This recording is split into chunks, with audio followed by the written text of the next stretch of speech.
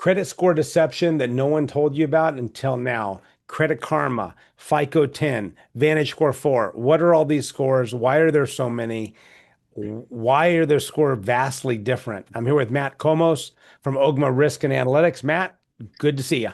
Hey Phil, good to be back with you, and great topic for discussion today. Well, it's a bit of like you've heard me say this before. Like, I got a love-hate relationship with the credit bureaus because there's certain Yeah, things that are great about it. Like, they don't, the old late marks or whatever go in your past and you can rebuild easily. But this is a conversation I get all the time. Hey, I ran my credit report from Credit Karma, then I went into my bank and the score was 40 points lower. right. Right? It's like over Frustrating. and It's over. It's very so frustrating. frustrating. I mean, Yeah. it's unfair, it's impractical, it's inefficient in so many different ways. And that's why we just start saying just go to where you're going to get the loan and have them run your credit, right? 100%. But why? Why is this like deception? Why is it not up front? Like give us an insider. You've worked with the bureaus, you know this stuff. Tell me. Yeah. Thought. So I would reframe it as not necessarily deception. I think the reality is over time, what's happened, at one point there was one credit score and it was FICO, and Mhm. that was it. Um, and as the kind of lending ecosystem has evolved and we've had VantageScore, kind of pop up and they've started creating their score. And the intent there was to provide an alternative for lenders to FICO. Um, it has become a challenging environment as a consumer, and I've faced it myself where I get frustrated. I go, what? And I know that I've built these scores, and I understand why it's different. Yeah. But I think, I think of like Credit Karma and some of these other providers of, hey, come look at your credit score. In some ways, it's like a directional, Yeah. educational view.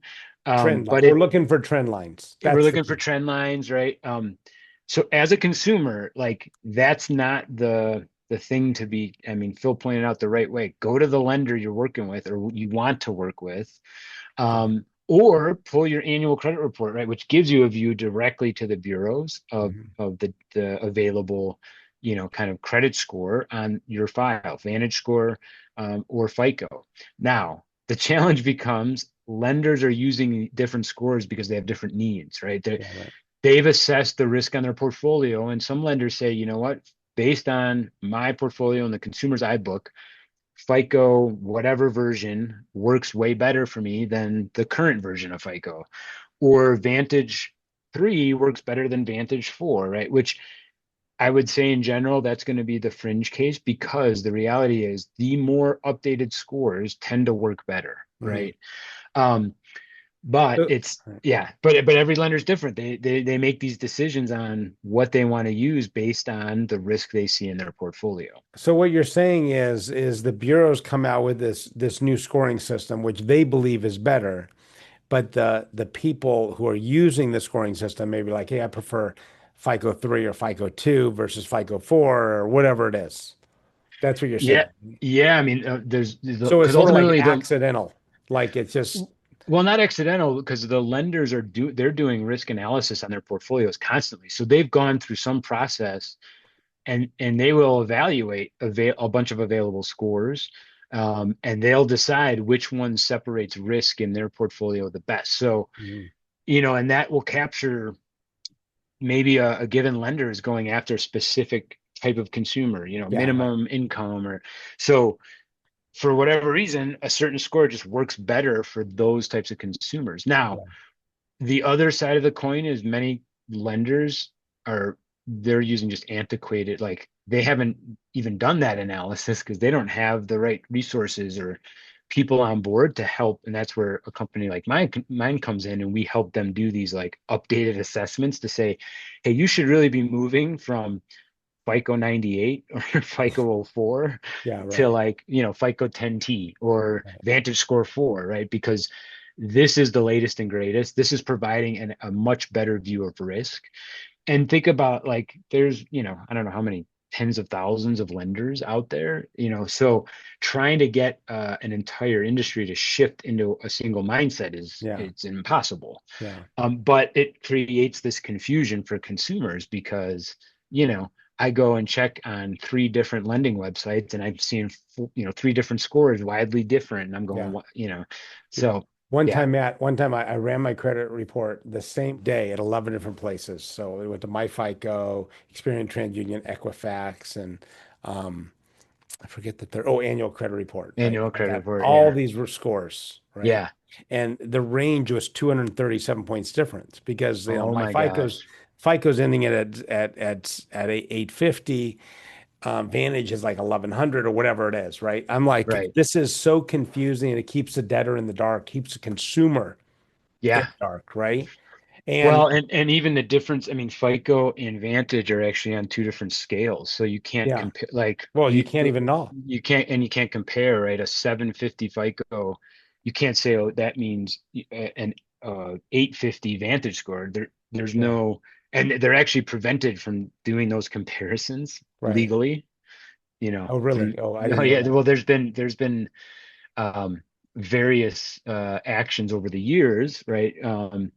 That, like the bureaus, for example, they can't provide lenders insight, or they can't do a direct comparison between these two scores because it's a competitive thing. See, So, this is why when someone applies, they get denied, they can't take it personal, or two, like no, write it off, right? It's like, oh no, that may be that particular lender, right? right, And right, you and just guess you got to go somewhere and, else, and right? you don't, yeah, I mean, and sometimes I feel like, you know what, maybe that lender wasn't the fit for you, right? Yeah, That totally. they weren't going to meet your need. And the other thing that's very confusing for many consumers is a lot of these lenders also use custom scores. So they're using the credit data from the bureau, maybe cash flow data or other alternative data, and they're building their own version of FICO or Vantage score, that was based on their population. So again, as a consumer, you don't get a lot of insight to that. Yeah. It might just say, "Oh, you didn't pass our internal custom score." It's like, okay, great. What do I do about that, right? So it's much more important as a consumer, and you alluded to it, like check your credit data, understand the trends, understand the important factors, right, that are going to affect your credit score. And, you should see that positive movement. Matt, if there's one rule you could change, if you like had a magic wand to make credit scoring fair with regard to scoring, what would it be?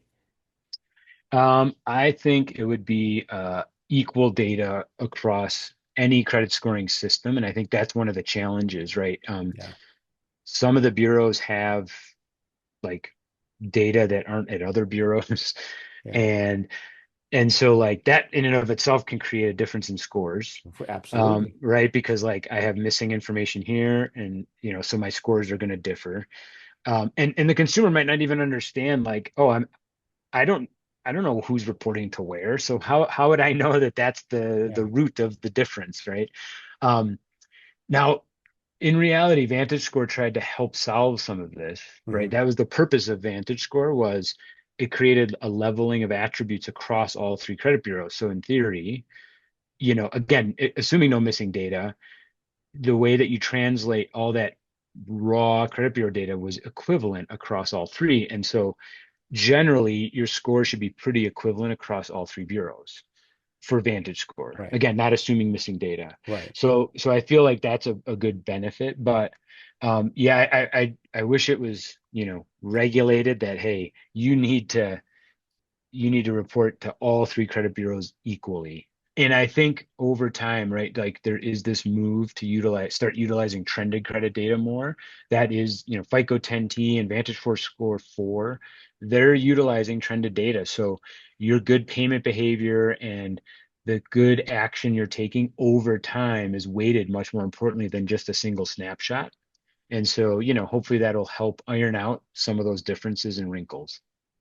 Matt Komos, OGMA Risk and Analytics. Matt, appreciate you. Thanks so much, Phil.